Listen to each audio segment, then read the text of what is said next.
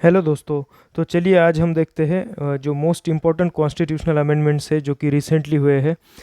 मतलब 2011 से लेकर आगे तक जो भी कॉन्स्टिट्यूशनल अमेंडमेंट्स है जो एग्ज़ाम में पूछी जाती है उनके चांसेस ज़्यादा है। उन अमेंडमेंट्स को हम यहाँ पर कुछ इंपॉर्टेंट पॉइंट्स यहाँ पर बुलेट पॉइंट्स निकाले उनके ज़रिए देखते हैं।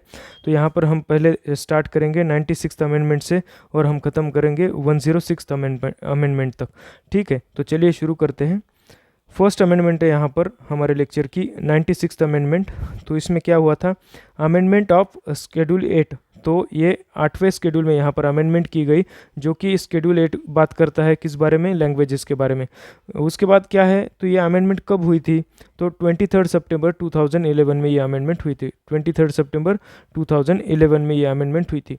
उसमें क्या हुआ था, तो इस अमेंडमेंट से सब्सटीट्यूट किया गया था ओडिया इस वर्ड को इन द प्लेस ऑफ ओरिया, है ना। ओडिया वर्ड को सब्सटीट्यूट किया है इन द प्लेस ऑफ ओरिया। उसके बाद देख लेते आगे 97th अमेंडमेंट है यहाँ पर 12 जनवरी 2012 को यहाँ पर अमेंडमेंट होती है ये 2012 में। तो यहाँ पर देख सकते हैं हम amended article 19 and added article 43B and part 9B, जो कि पार्ट 9B किस बारे में बात करता है, कोऑपरेटिव सोसाइटीज़ के बारे में बात करता है। उसी के साथ साथ हम देख लेते हैं यहाँ पर आर्टिकल 19 में क्या किया गया, तो आर्टिकल 19(1) सब क्लॉज C यहाँ पर जो है इंसर्ट किया गया एंड इसमें वर्ड्स डाले गए हैं कौन से, कोऑपरेटिव सोसाइटीज़। तो आर्टिकल 19(1)C किस बारे में बात करता है, अभी कोऑपरेटिव सोसाइटीज़ के बारे में, और ये अमेंडमेंट कब हुई थी, 2012 में। उसके बाद देख लेते हैं आर्टिकल 43B में क्या बात की गई है, तो प्रमोशन ऑफ कोऑपरेटिव सोसाइटीज़। तो आर्टिकल 43B जो कि कहाँ पर है, हमारे जो directive principles of state policy है उसमें ये आर्टिकल है और ये प्रमोशन ऑफ कोऑपरेटिव सोसाइटीज़ की बात करता है। और कॉन्स्टिट्यूशन में एक नया पार्ट ही यहाँ पर डाल दिया गया है जिसको कोऑपरेटिव सोसाइटीज़ नाम का जो है यहाँ पर हेडिंग दिया गया है, कोऑपरेटिव सोसाइटीज़। इसका स्पेशल पार्ट कौन सा है, तो पार्ट 9B याद रखना है। उसके बाद देख लेते हैं आगे वाली अमेंडमेंट 98th अमेंडमेंट। तो यहाँ पर 1 जनवरी 2013, तो देखिए 1 जनवरी 2013 में होती है 98th अमेंडमेंट, है ना। 98th अमेंडमेंट 2013 में, to empower the governor of Karnataka to take steps to develop the Hyderabad Karnataka region. इसको डेवलप करने के लिए जो है गवर्नर को यहाँ पर जो है स्टेप्स लेने के लिए, एम्पावर करने के लिए ये अमेंडमेंट हुई थी 98th अमेंडमेंट जो कि 2013 में हुई थी। और ये यहाँ पर एक आर्टिकल इंसर्ट कर देती है कॉन्स्टिट्यूशन में, उस आर्टिकल का नाम है आर्टिकल 371J। तो कौन सा आर्टिकल है, आर्टिकल 371J। तो याद रखना जे के बाद आता है के, तो ऐसे याद रखना है आर्टिकल 371J जो कि कर्नाटका के बारे में यहाँ पर बात करता है और हैदराबाद कर्नाटका रीजन के बारे में। उसके बाद आगे देखते हैं हम 99th अमेंडमेंट आती है। 99th अमेंडमेंट बात करती है, हाँ मतलब ये कब आई थी, तो 13 अप्रैल 2015 में, 13 अप्रैल 2015 99 अमेंडमेंट जो है ना 2015 में आई थी। उसके बाद देख लेते यहाँ पर इस अमेंडमेंट को आने के बाद कुछ ही महीनों में यहाँ पर स्ट्रक डाउन कर दिया गया था सुप्रीम कोर्ट के द्वारा 16 अक्टूबर 2015 में, 16 अक्टूबर 2015 में। तो क्या था इस अमेंडमेंट में देखते हैं, तो इस अमेंडमेंट ने यहाँ पर इंसर्ट किया था article 124A, article 124B and article 124C, जो कि ये सारे जो आर्टिकल्स है वो बात करते हैं किस बारे में, सुप्रीम कोर्ट के बारे में, सुप्रीम कोर्ट के बारे में बात करते हैं ये। तो यहाँ पर देख लेते हैं आगे कुछ अमेंड भी किए थे, देखो कुछ अमेंडमेंट्स और कुछ इंसर्ट किए गए हैं। तो इंसर्ट किए हुए हमने देख लिए। उसके बाद अमेंडेड देख लेते हैं अभी किस आर्टिकल्स में अमेंड किया है, तो article 127, article 128, article 217, article 222, article 224A and article 231 में। तो हम देख लेते हैं कि इन आर्टिकल्स में क्या था। तो यहाँ पर ये जो है इंसर्ट किए हुए आर्टिकल्स, इनको तो अभी स्ट्रक डाउन कर ही दिया है, तो जो अभी है कॉन्स्टिट्यूशन में उनके बारे में हम देख लेते हैं यहाँ पर। तो अमेंडेड किया है आर्टिकल 127 को यहाँ पर देख लेते हैं हम। तो यहाँ पर जो है ये आर्टिकल बात करता है अपॉइंटमेंट ऑफ एडवोक जजेस के बारे में। उसके बाद आर्टिकल 128 बात करता है अटेंडेंस ऑफ रिटायर्ड जजेस at sittings of the supreme court. उसके बाद आर्टिकल 217 बात करता है appointment and conditions of the office of a जज ऑफ अ हाई कोर्ट। तो यहाँ पर देख लेना है कि जो हाई कोर्ट के बारे में है यहाँ पर 217 बात करता है appointment and conditions of office of a जज ऑफ अ हाई कोर्ट। तो जज ऑफ हाई कोर्ट के बारे में है। 222 के बारे में यहाँ पर देख लेते हैं। तो इस आर्टिकल में क्या दिया है, ट्रांसफ़र ऑफ अ जज from one high court to another high court. तो यहाँ पर क्या दिया है 222 में, तो एक जज को इस हाई कोर्ट से दूसरे हाई कोर्ट में ट्रांसफ़र करने की जो भी प्रोसीजर है वो दिया है। उसके बाद 224A में क्या दिया है, तो अपॉइंटमेंट ऑफ रिटायर्ड जजेस at sitting of high court, याद रखना है, अपॉइंटमेंट ऑफ रिटायर्ड जजेस at sittings of high court. उसके बाद 231 में अमेंडमेंट किया था इन्होंने, तो उसमें क्या है, establishment of a common high court for 2 और मोर स्टेट्स, है ना, याद रखना है 2 और मोर स्टेट्स के लिए यहाँ पर कॉमन हाई कोर्ट का जो भी प्रावधान है वो यहाँ पर 231 में यहाँ पर दिया गया है। उसके आगे हम देख लेते हैं, तो यहाँ पर जो है ये अमेंडमेंट तो को जो सुप्रीम कोर्ट है उसने स्ट्रक डाउन कर दी, लेकिन उसी टाइम पे किन किन स्टेट्स ने जो है इस जो अमेंडमेंट है इसको रेटिफाई किया था एंड एनेबल किया था प्रेसिडेंट को to give assent to the bill. तो यहाँ पर ये राज्य याद रखने हैं। तो पहले तो गोवा है, गोवा ने इसको जो है एसेंट करने के लिए यहाँ पर सपोर्ट किया था। उसके बाद राजस्थान ने रेटिफाई किया था, उसके बाद त्रिपुरा ने रेटिफाई किया था, उसके बाद गुजरात ने रेटिफाई किया था, और उसके बाद तेलंगाना स्टेट ने भी रेटिफाई किया था। तो ये जो स्टेट है, तो ऐसा पूछ सकते हैं कि किन किन स्टेट्स ने जो है ये NJAC की जो अमेंडमेंट है इसको सपोर्ट किया था, है ना। नेशनल जुडिशियल जो क्या था अपॉइंटमेंट काउंसिल, ऐसा एक बिल था 99th अमेंडमेंट में, तो उसको स्ट्रक डाउन किया है, ये याद रखना है। उसके आगे चलते हैं, 100th अमेंडमेंट जो है 31 जुलाई 2015 में आती है। 100th अमेंडमेंट कब आती है, 2015 में, याद रखना है 2015 100। उसके बाद देख लेते हैं हम अमेंडमेंट ऑफ फर्स्ट शेड्यूल में, यहाँ पर बात होती है। फर्स्ट शेड्यूल में क्या दिया गया है, आर्टिकल 1 to 4 में, तो यहाँ पर दिया गया है list of states and union territories, और इसके बाद देयर टेरिटरियल बाउंड्रीज जो है, टेरिटोरियल बाउंड्रीज जो है इन स्टेट्स की और यूटीज़ की, ये कहाँ पर दी गई है, फर्स्ट शेड्यूल ऑफ कॉन्स्टिट्यूशन में। तो उसमें कुछ अमेंडमेंट की है, तो देख लेते हैं। तो ये क्यों आया था ये अमेंडमेंट, तो exchange of certain enclave territories with Bangladesh, तो बांग्लादेश के साथ कुछ एनक्लेव टेरिटरीज थी, उनको जो है एक्सचेंज करने के लिए। और इसका हिस्टोरिकल बैकग्राउंड देख लेते हैं हम पहले। तो हिस्टोरिकल बैकग्राउंड क्या है, तो ये जो LBA है ये 16 मई 1974 में जो है यहाँ पर उस बार जो है रेटिफाई हो नहीं सका था, इसलिए अभी ये to settle the issue of disputed border Bangladesh और इंडिया के बीच में ये जो है अमेंडमेंट यहाँ पर लाई गई। आगे देख लेते हैं, signing off land boundary agreement. अभी हमने देखा था LBA को, लैंड बाउंड्री एग्रीमेंट साइन किया है, treaty between India and Bangladesh. तो यहाँ पर क्या हुआ था, तो यहाँ पर जो है those enclave territories also known as, उसको क्या बोला जाता है, चिट महल्स भी बोला जाता है या फिर पाशा एनक्लेव्स भी बोला जाता है। तो उनमें हम देख लेते हैं यहाँ पर 111 इंडियन एनक्लेव्स जो थे हमने बांग्लादेश को दे दिए, और 51 बांग्लादेशी एनक्लेव्स जो है हमने तो इस तरह से एक्सचेंज किया है। और around 6.1 kilometre of the borders जो है उनके नॉट क्लियरली मार्क, तो यहाँ पर बॉर्डर क्लियरली मार्क ना होने की वजह से और वहाँ पर डिस्प्यूट होने की वजह से ये अमेंडमेंट आया था। इस अमेंडमेंट को बोलते हैं 100th अमेंडमेंट, है ना। तो ये बात करता है बांग्लादेश और इंडिया के बीच में जो डिस्प्यूट है उसको सेटल करने के बारे में। तो यहाँ पर कौन कौन से स्टेट्स हैं जिनकी वजह से यहाँ पर डिस्प्यूट हो रहा था, जिनकी बॉर्डर की वजह से, तो असम है, उसके बाद वेस्ट बंगाल है, मेघालय है, उसके बाद त्रिपुरा है। तो यहाँ पर याद रखना है आसाम, वेस्ट बंगाल, मेघालय, त्रिपुरा, तो ये स्टेट्स है जिनके वजह से जो है यहाँ पर इंडिया और जो बांग्लादेश है इनके बीच में डिस्प्यूट हो रहा था, और वो अभी इस अमेंडमेंट के द्वारा यहाँ पर सेटल किया गया है। तो अमेंडमेंट कौन सी है, 100th अमेंडमेंट 2015 में आई थी, याद रखना है। आगे देख लेते हैं 101st अमेंडमेंट। 101st अमेंडमेंट में क्या है, ये कब आई थी, 2017 में आई थी। तो 1 जुलाई 2017 इसने इंट्रोड्यूस किया था गुड्स एंड सर्विसेज टैक्स, मतलब GST। एडिशन ऑफ आर्टिकल्स, तो यहाँ पर कुछ एडिशन किया था आर्टिकल्स का, वो देख लेते हैं। तो आर्टिकल 246A इसने कॉन्स्टिट्यूशन में ऐड किया। उसमें क्या दिया गया है, special provision with respect to goods and services tax, मतलब GST। तो यहाँ पर स्पेशल प्रोविजंस दिए हैं GST के बारे में 246A में। उसके बाद दिया है आर्टिकल 269A। इसमें क्या किया गया है, levy and collection of GST, याद रखना है, levy and collection of GST in course of inter state trade और commerce. In course of inter state trade और कॉमर्स के बारे में, उस टैक्स के बारे में, GST के बारे में बात होती है 269A में। उसके बाद 279A बात करते हैं यहाँ पर जीएसटी के काउंसिल के बारे में।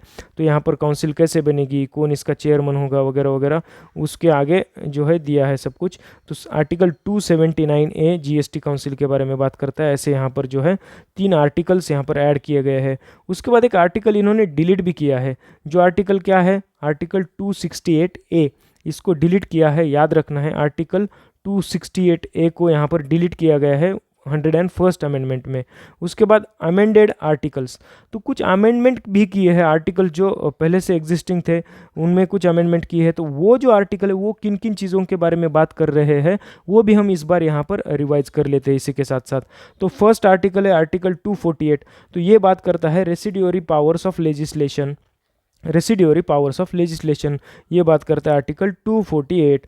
आर्टिकल 249 यहाँ पर क्या बात करता है, power of parliament to legislate with respect to a matter in the state list, है ना। स्टेट लिस्ट के मैटर में पावर है पार्लियामेंट की लेजिस्लेट करने की, लेकिन कब, जब नेशनल इंटरेस्ट का यहाँ पर कुछ सब्जेक्ट आ जाए, इन द नेशनल इंटरेस्ट, है ना, देश हित के लिए कुछ अमेंडमेंट करनी हो या फिर कुछ लॉ पास करना हो, ये कर सकता है आर्टिकल 249 के अंदर पार्लियामेंट। उसके बाद 250 ऐसा ही कुछ बात करता है। आर्टिकल 250 ये बात करता है यहाँ पर power of parliament to legislate with respect to a matter in the state list, लेकिन कब, जब यहाँ पर if proclamation of emergency is in operation, जब इमरजेंसी प्रोक्लेमेशन ऑपरेशन में है उस टाइम पे पार्लियामेंट के पास पावर जाती है स्टेट लिस्ट में लॉ बनाने की, वो आ जाती है आर्टिकल 250 में। इसमें भी यहाँ पर जो है अमेंडमेंट की गई है, कहाँ पर, 101st जो अमेंडमेंट है उसके द्वारा इस आर्टिकल में अमेंडमेंट की गई। आगे देखते हैं आर्टिकल 268 में, duties levied by the union but collected and appropriated by the states, है ना। तो कुछ ड्यूटीज़ ऐसी होती है जो कि यूनियन डालता है स्टेट्स पे, और स्टेट क्या करता है, कलेक्ट करके अप्रोप्रिएट करके जो है यूनियन को देता है। तो यहाँ पर ये ऐसी चीज़ की बात कहाँ है, आर्टिकल 268 में बात होती है। आर्टिकल 269 में बात होती है taxes levied and collected by the union, कहाँ पर है आर्टिकल 269 में, यहाँ पर यूनियन टैक्स कलेक्ट कर रहा है और यहाँ पर जो है असाइन कर रहा है टू स्टेट्स, तो आर्टिकल 269 में ये बात होती है। आर्टिकल 271 याद रखना है, surcharge on certain duties and taxes for purpose of the union, है ना। यूनियन के पर्पज़ के लिए यहाँ पर कुछ सरचार्जेस लगाते हैं, तो सरचार्ज की बात यहाँ पर आती है आर्टिकल 271 में। उसके बाद आर्टिकल 286 में बात करते हैं restriction as to imposition of tax on the sale और परचेस ऑफ गुड्स। तो ये सारी पावर किस में आती है, 286 में। ऐसे पार्लियामेंट यहाँ पर लॉज बना सकता है, रिस्ट्रिक्ट कर सकता है as to imposition of tax on the sale और परचेस ऑफ गुड्स, किसी भी गुड्स पे यहाँ पर जो है रिस्ट्रिक्शंस लगा सकता है। आर्टिकल 366 याद रखने हैं, यहाँ पर बहुत सारी डेफिनेशंस होती है।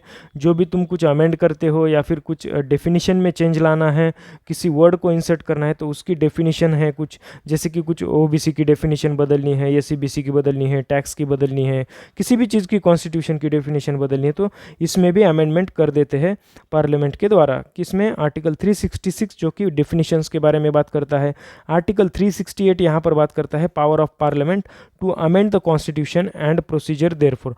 तो यहाँ पर हमें पता ही है कि आर्टिकल 368 बात करता है अमेंडमेंट, है ना, ऑफ द कॉन्स्टिट्यूशन कैसे करनी है, क्या करनी है, पार्लियामेंट के पास कैसे पावर है, ये बात करता है। उसके बाद शेड्यूल्स भी अमेंड किए थे, किस आर्टिकल मतलब किस अमेंडमेंट के द्वारा, तो अमेंडमेंट हम कौन सी देख रहे हैं, 101st अमेंडमेंट के द्वारा। कुछ शेड्यूल्स भी है, अभी इतने आर्टिकल हो गए, अब शेड्यूल्स भी है, तो 6 शेड्यूल में भी और 7 शेड्यूल में भी यहाँ पर कुछ अमेंडमेंट्स की गई है।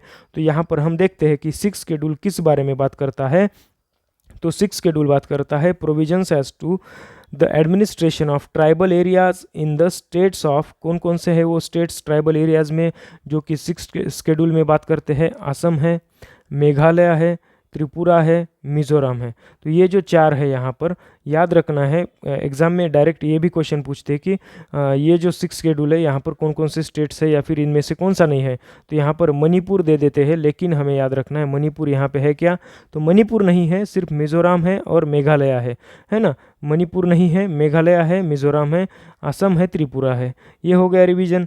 उसके बाद 7 शेड्यूल में हम देखते हैं तो यहाँ पर लिस्ट 1 है जिसको यूनियन लिस्ट कहते हैं, लिस्ट 2 है यहाँ पर स्टेट लिस्ट कहते हैं, उसके उसके बाद लिस्ट 3 है, यहाँ पर कॉन्करेंट लिस्ट कहते हैं। तो इस तरह से यहाँ पर जो है इन 7th और 6th शेड्यूल में भी अमेंडमेंट की गई है 101st अमेंडमेंट के द्वारा। आगे देख लेते हैं हम 102nd अमेंडमेंट। यहाँ पर 11 अगस्त 2018 में आती है। 2018 में आती है कौन सी amendment? 102nd amendment, constitutional status to national commission for backward classes. तो यहाँ पर बैकवर्ड क्लासेस का जो भी हम जिसको NCBC कहते हैं, तो इसको कॉन्स्टिट्यूशनल स्टेटस कभी मिला है? तो 2018 में मिला है। हमें लगेगा कि ये बहुत पुराना होगा, SC जस्टिस का बहुत पुराना है कमीशन, ऐसा नहीं है। तो यहाँ पर याद रखना है अगस्त 2018 में जो है 102nd अमेंडमेंट के सहारे में यहाँ पर जो है इसको कॉन्स्टिट्यूशनल स्टेटस मिला है, national commission for backward classes. उसके बाद इसने कुछ ऐड किए हैं आर्टिकल्स। कौन कौन से? आर्टिकल 338 में जो कि नेशनल कमीशंस के बारे में बात करता है, उसमें आर्टिकल ऐड किया है। उसके बाद आर्टिकल 342A ये जो है यहाँ पर इसमें ऐड किया गया है socially and educationally backward classes. Socially and educationally backward classes, economically नहीं है यहाँ पर, वो अलग है। यहाँ पर socially and educationally backward classes article 342A, article 342A इसके बारे में यहाँ पर बात होती है। मॉडिफाई किया है कुछ आर्टिकल्स को, जैसे कि आर्टिकल 338 इसको क्या है, नेशनल कमीशंस के बारे में है ना। तो इसमें क्या आता है? AB आता है। तो इसमें जो है SC STs और जो है OBCs के बारे में बात होती है। उसके बाद जो है आर्टिकल 366 यहाँ हमने देखा था डेफिनेशंस में चेंज किया है, वो अमेंडमेंट की है 102nd अमेंडमेंट। आगे देखते हैं 103rd अमेंडमेंट में। तो ये होती है 12 जनवरी 2019 में, अमेंड करती है आर्टिकल 15 को और ऐड करती है इसमें क्लॉज 6। तो क्लॉज 6 में क्या बोला गया है? 10% reservation for EWS of classes other than the classes mentioned in article जो है 15 सब क्लॉज 4 और 15 सब क्लॉज 5 में जो दिए हैं, मतलब जो ऊपर जो दिए हैं ना SCs STs उनके बारे में, उनको छोड़ के जो नई कैटेगरी बनाई है वो बनाई है EWS, जिसको 10% रिजर्वेशन है, that is classes other than socially and educationally backward classes भी और SC STs भी, इनको छोड़ के अलग ही एक कैटेगरी है EWS। इसकी अमेंडमेंट हमें याद रखनी है बस 103rd या फिर 103rd अमेंडमेंट से यहाँ पर EWS जो है एग्जिस्टेंस में आया है। तो यहाँ पर 2019 में अमेंडमेंट होती है। उसके बाद अमेंड करता है आर्टिकल 16 को भी, और इसमें भी जो है क्लॉज 6 इंसर्ट करता है, उसमें भी ऐड करता है क्लॉज 6। तो दोनों में भी क्लॉज 6। 104th अमेंडमेंट है यहाँ पर 25 जनवरी 2020 में यहाँ पर जो है हम देख लेते हैं 25 जनवरी 2020 में आती है ये 104th अमेंडमेंट, और ये बात करती है अमेंडमेंट करने की आर्टिकल 334 को। 334 में अमेंडमेंट क्या होती है? इसने एक्सटेंड किया है reservation of seats for SCs and STs in the Lok Sabha and state legislative assemblies for another 10 years, that is up to 2030 तक। यहाँ पर 10 years के लिए जो है SCs और STs के लिए रिजर्वेशन ऑफ सीट्स जो है लोकसभा में, और उसके साथ साथ कहाँ पर? तो यहाँ पर जो है स्टेट लेजिस्लेटिव असेंबलीज में। याद रखना है ना, इसमें कुछ राज्यसभा का है कुछ जिक्र है ना जो है विधान परिषद का जिक्र है, कहीं पे भी नहीं है, सिर्फ लोकसभा और स्टेट असेंबलीज के बारे में बात होती है। उसके बाद इसने रिमूव किया है reserve seats for the Anglo Indian community जो है, इसने नॉट एक्सटेंडेड किया है, इसने एक्सटेंड ही नहीं किया है जो कि एक्सटेंड कर रहे थे जैसे यहाँ पर किया है ऊपर। तो ये एंग्लो इंडियन का यहाँ पर रिजर्वेशन ही टर्मिनेट कर दिया गया है। उसके बाद 105th यहाँ पर या 105th अमेंडमेंट 10 अगस्त 2021 में आती है। ये अमेंड करती है आर्टिकल 338 के B को, जहाँ पर क्या है national commission for backward classes आते हैं। उसके बाद अमेंड करती है 342A को, और यहाँ पर socially and educationally backward classes डाल देते हैं। और 366 हमें पता है डेफिनेशंस में जो है ये दोनों के डेफिनेशंस यहाँ पर इंसर्ट किए गए हैं, जैसे कि OBC मतलब क्या है, SCBC मतलब क्या है। उसके बाद देख लेते हैं लास्ट अमेंडमेंट हमारी 106th अमेंडमेंट जो है 28 सितंबर 2023 में आती है। मोस्ट इंपॉर्टेंट है, याद रखना 106th अमेंडमेंट 28 सितंबर 2023 में आती है। ये अमेंड करती है आर्टिकल 239AA जो कि बात करता है किस बारे में? ये है ना दिल्ली के बारे में बात करता है। आगे देखते हैं, to reserve 1/3 of seats in the Lok Sabha, उसके बाद state legislative assemblies and Delhi assembly, है ना दिल्ली असेंबली। लेकिन किस चीज़ के लिए? For women and period of कितना है उसका, तो 15 ईयर्स के लिए यहाँ पर जो है ये क्या करते हैं, रिजर्वेशन की बात यहाँ पर होती है। 1/3 सीट्स है ना, मतलब 33% यहाँ पर जो है सीट्स रिजर्व करने हैं आर्टिकल 239 AA के तहत दिल्ली के असेंबली में। और बाकी जो है इन्होंने आर्टिकल्स कुछ नए इसमें इंसर्ट किए हैं, जैसे कि आर्टिकल 330A जो कि बात करता है in the house of people, मतलब लोकसभा में ये रिजर्वेशन होगा। उसके बाद 332 आर्टिकल है, 332A में बात होती है in the legislative assemblies of the states. तो याद रखना है, स्टेट्स में लेजिस्लेटिव असेंबलीज है उसमें जो रिजर्वेशन यहाँ पर इफेक्ट होगा वो 332A के तहत होगा। उसके बाद 334A article 334A reservation for women take effect. तो यहाँ पर कब से वो लागू होगा, जैसे कि सेंसस के बाद होगा, किसके आधार पे होगा, तो ये बात करता है आर्टिकल 334A में। और ये जो है पार्लियामेंट करता है डिटरमाइन एक डेट, उस डेट से ये आरक्षण यहाँ पर लागू होता है। तो इस तरीके से जो है मोस्ट इम्पॉर्टेंट जो है कॉन्स्टिट्यूशनल अमेंडमेंट्स यहाँ पर हमने देखे। उसके साथ साथ हमने जो भी कुछ आर्टिकल्स अमेंडमेंट्स में आए हैं या आर्टिकल्स के बारे में भी जो है रिवीजन किया है। और इसी के साथ साथ हमने बहुत अच्छे से इसको रिवाइज करके इसको यहाँ पर है याद करने के लिए रेडी रखा है। जब भी एग्ज़ाम आएगी इसको हम रिवीजन कर लेंगे और इसी तरह जो है हम बाकी भी सब्जेक्ट्स के कुछ चीज़ें करेंगे। Yes, thank you so much.